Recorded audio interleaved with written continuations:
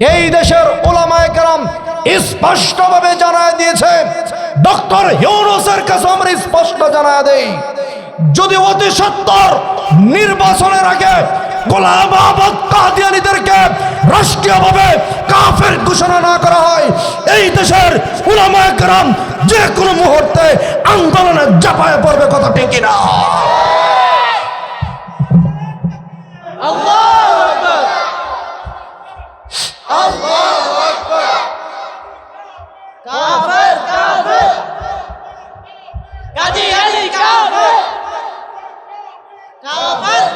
হ্যাঁ মুসলমান, ইমানি জজবানি যেখানে আল্লাহর নবীর নাম উচ্চারিত হয়, আল্লাহর নবীর উপর সাল্লাল্লাহু আলাইহি ওয়াসাল্লাম পড়ায়, আল্লাহর নবী বলেন, ইন্না লিল্লাহি মালাইকাতান সাইয়াহিনা ফিল আরদ, এই জমিনের মধ্যে এমন কিছু কানওয়ালা ফেরেশতা আছে যারা পৃথিবীর এক প্রান্ত থেকে নিয়ে অপর প্রান্ত ঘোরাফেরা করে, কোন মজলিসে, কোন মাহফিলে, কোন ঘরে, কোন পুরুষ, কোন মহিলা আল্লাহর নবীর নাম উচ্চারণ করে, আল্লাহর নবীর উপর দরুদ সালাম পাঠ করে, ওই কানওয়ালা ফেরেশতারা তার নাম ঠিকানা সবকিছু আল্লাহর নবীর রওজায় পৌঁছায় দেয়।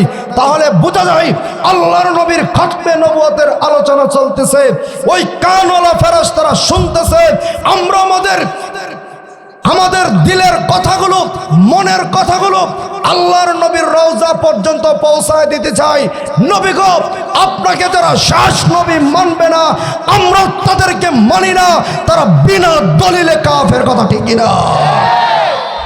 হ্যাঁ মুসলমান, একটা স্লোগান তুলতে হবে যে আমি বলবো গোলাম আহমদ, আপনারা বলবেন কাফের। এমন কোন নবী নাই যে নবীরা জমিনে কান্না করে নাই। আমার নবীর ইতিহাস পড়ে দেখুন, শুধু কান্নার আওয়াজ। এমন কোন সাহাবায়ে কেরাম নাই যাদের জীবনে কান্না ছিল না। আবু বকর রাদিয়াল্লাহু তাআলা এত বড় সাহাবী, কবরের পাশে দাঁড়ায় দাঁড়ায় কান্না করে। সাহাবায়ে কেরাম প্রশ্ন করে, আবু বকর কেন আপনি এত কান্না করেন? অথচ আল্লাহ আপনার জন্য জান্নাতের টিকিট পাঠায় দিছে, আপনি কেন কান্না করেন?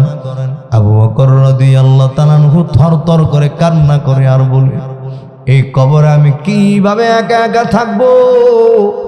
এখানে তো আমার কেউ থাকবে না, আত্মীয় স্বজন থাকবে না, ছেলে মেয়ে থাকবে না। এই ভয়ের কারণে আমি কান্না করি। মাঝে মধ্যে আবু বকর বলতেন, আল্লাহ যদি আমার মানুষ না বানায়া ঘাস বানায় দিত, গরু ছাগল আমারে খায়া পালাই, তো আমার কোনো জবাবদিহি ছিল না। এত বড় সাহাবী যদি এত কান্না করে, মুসলমান বাবারা, মা বোনেরা, আমাদের জীবনে কি পরিমাণ দেয়? জীবনের সব কিছু নিয়ে, জীবনের সব কিছু মায়া মহব্বত ত্যাগ করে আল্লাহর নবীর জন্য জীবন দিতে তৈরি আছি তো ইনশাআল্লাহ। আল্লাহ কবুল করেন, বলেন আমিন। অনেকে বুঝতো না যে কি কইল হুজুরে, কাটা কইল গোলাম আহমদ, মানে একটা বন্ড গোলাম আহমদ তার নাম। তার সাথে বাহাস হয়েছিল আতাউল্লাহ বুখারী। আতাউল্লাহ বুখারী বিশাল বড় একটা মঞ্চ জমাইছে।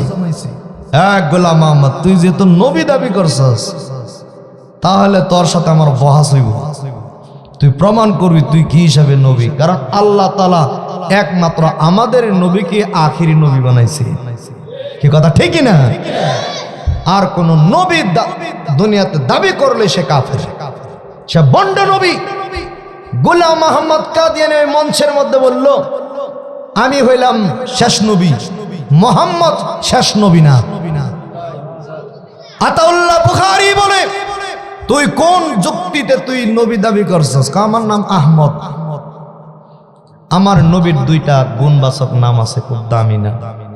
আমার নবীর দুনিয়াতে হইল মুহাম্মদ, আল্লাহ তাআলা পরকালে আমার নবীরে বানাইব আহমদ, মানে অধিক প্রশংসার যুক্ত। বলেন সুবহানাল্লাহ।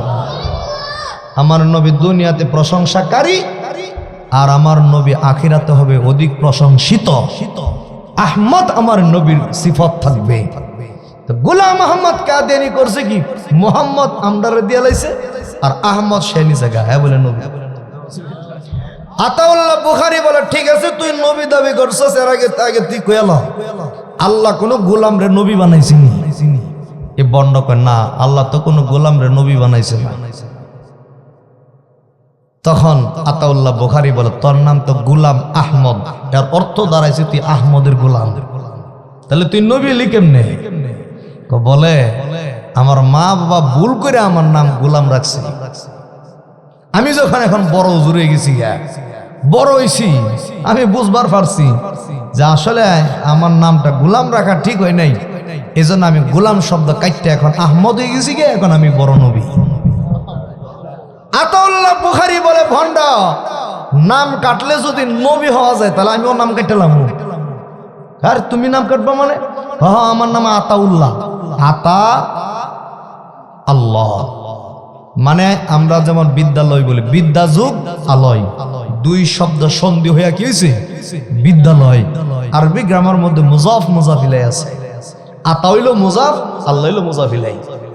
তো আতাউল্লাহ বুখারী বলে আমি আতা কাটটা দিলে আমি আল্লাহ হয়ে যাই। নাম কাটলে যদি নবী হওয়া যায় তাহলে আমি নাম কাটছি করে দিই আমি আল্লাহ। এখন ক নবুয়ত কাটা দে, নবী কাটা বানা আল্লাহ বানা, আমি আল্লাহ কইতেছি তোর মতো হারামি রে, তোর মতো হারাম জাদারে নবী বানাইছি না, কথা ঠিক না? গোলাম আহমদ কাদিয়ানি কোষ জাগা মতো মার দিছি রে, এখন কি করা যায়, লজ্জা শরমে বাঁচতেছে না, রাগ করে মঞ্চ থেকে জাগার কর আমি যদি নবী না হই বাথরুমে ফিরে যেন মরি। এমনি গেছে বাথরুম করতো, বাথরুমে টয়লেটে ধরছে, কারণ মুসলমানরা চাপ দিছে, হ্যাঁ আন্দোলনের ঠেলায় দৌড় মারছে, বাথরুমে গেছে, টাঙ্কি ভাঙ্গে ফইরা গু খায়া মারা গেছে। তাহলে যে নবী গু খায়া মারা যায়, হ্যাঁ কি নবী না ভণ্ড নবী?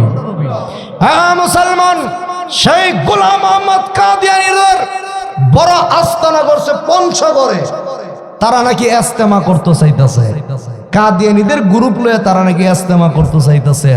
এই দেশের উলামায়ে কেরাম স্পষ্টভাবে জানায় দিয়েছে, ডক্টর ইউনূসের কাছে আমরা স্পষ্ট জানায় দেই, যদি অতি সত্বর নির্বাচনের আগে গোলাম আহমদ কাদিয়ানীদেরকে রাষ্ট্রীয়ভাবে কাফের ঘোষণা না করা হয়, এই দেশের উলামায়ে কেরাম যে কোনো মুহূর্তে আন্দোলনে ঝাঁপায় পড়বে, কথা ঠিক না?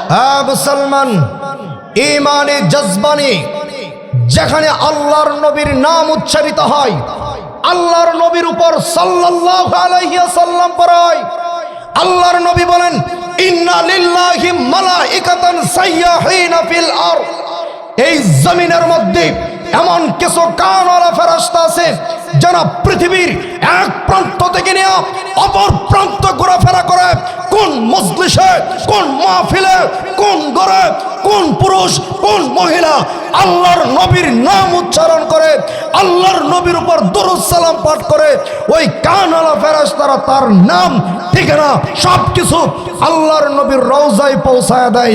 তাহলে বোঝা যায় আল্লাহর নবীর খতমে নবুয়তের আলোচনা চলতেছে, ওই কানওয়ালা ফেরেশতারা শুনতেছে, আমরা আমাদের দিলের কথাগুলো, মনের কথাগুলো আল্লাহর নবীর রওজা পর্যন্ত পৌঁছায় দিতে চাই। নবী গো, আপনাকে যারা শেষ নবী মানবে না, আমরা তাদেরকে মানি না, তারা বিনা দলিলে কাফের, কথা ঠিক না? হ্যাঁ মুসলমান, একটা স্লোগান তুলতে হবে যে আমি বলবো গোলাম আহমদ, আপনারা বলবেন কাফের। পারবেন না ইনশাআল্লাহ?